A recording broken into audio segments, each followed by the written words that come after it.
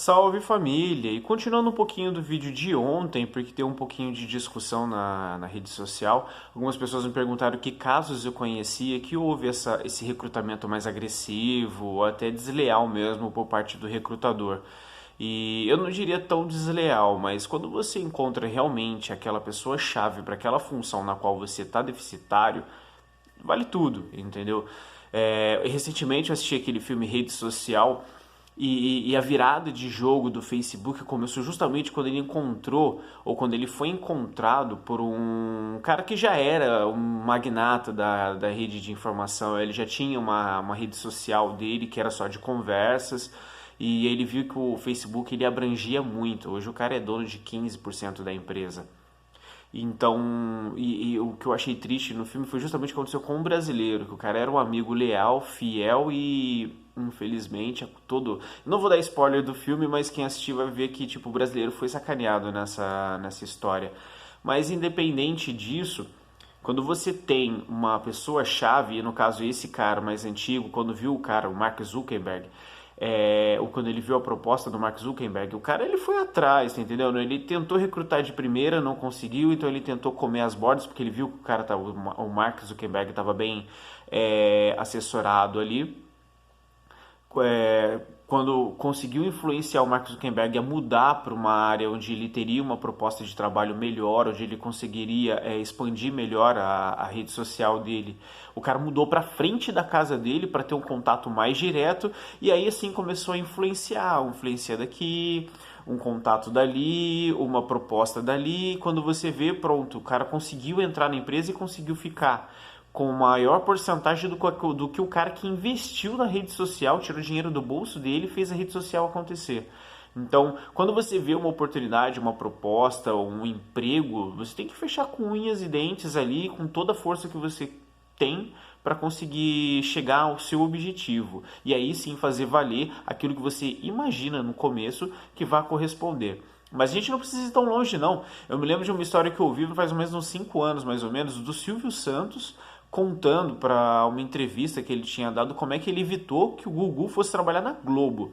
O Gugu já tinha assinado até contrato com o proprietário da Globo da época e já tava montando o cenário, já estava começando a fazer gravações. O Gugu falou assim, o Silvio Santos falou assim: "Pô, eu já estou investindo nesse cara há muito tempo e hoje o Gugu tem a cara do SBT naquela época.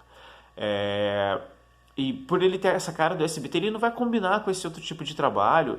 Tanto é que nos anos seguintes, o Gugu bateu muitas vezes as audiências que a Globo tentava se desenvolver. O Gugu estava sempre na frente, com Domingo Legal, com aquele sábado à noite dele. Então, o investimento do Silvio Santos, ele teve um retorno ali. Então, o Silvio Santos foi lá, pegou o Gugu e falou assim: ó, a gente vai lá para o Rio de Janeiro, vai conversar com o proprietário da Globo, que eu não me lembro o nome agora.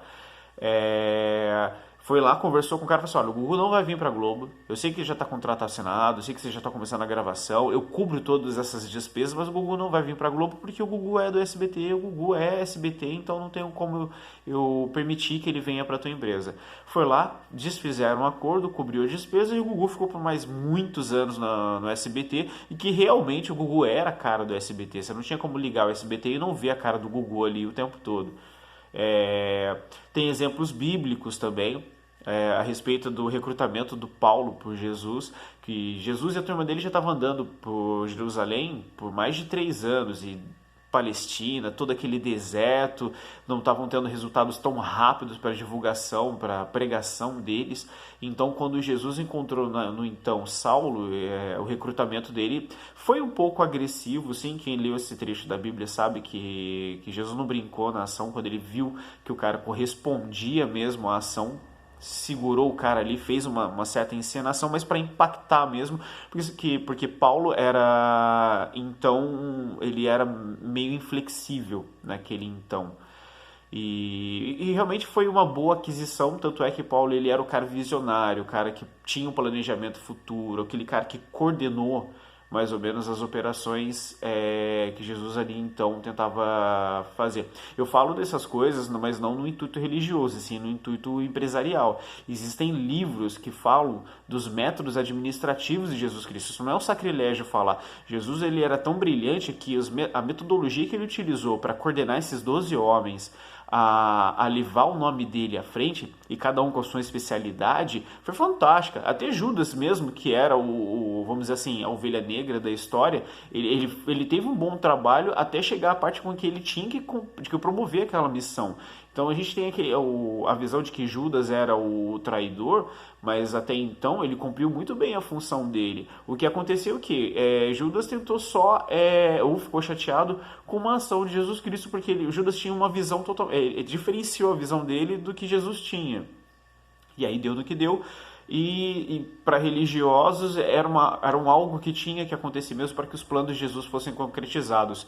Não quero me alongar muito nesse assunto, mas esses são só alguns exemplos de como é feito o recrutamento de risco que aconteceram na nossa história e que deram muito certo por um longo período de tempo. E fica também um exemplo para você que está querendo ou que está sentindo que a tua empresa está faltando alguma coisa sobre marketing, alguma coisa sobre propaganda, sobre venda, sobre confecção, sobre prospecção. Se você está sentindo que você conhece uma pessoa que pode agregar muito, não arrisca em procurar essa pessoa. Está fraco, está deficitário, porque às vezes essa pessoa está esperando só uma nova proposta para ele mudar de carreira totalmente, ou largar o que ele está fazendo para ir para um emprego novo. Então, vocês dois estão perdendo, você de convidar e a pessoa de aceitar. O não você já tem. Você só precisa falar ou se comunicar e aí sim tentar pleitear o seu sim.